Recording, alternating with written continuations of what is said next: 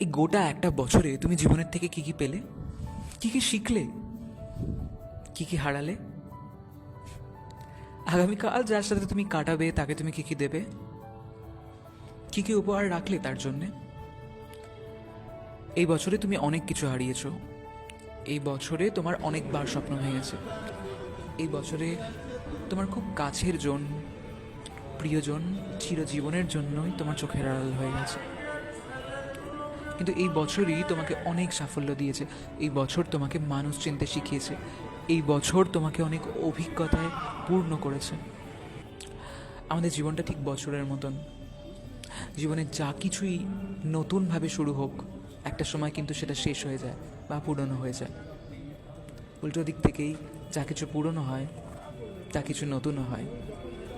তাই নতুন বছর ভালো কাটুক প্রত্যেকের। শুভেচ্ছা রইল।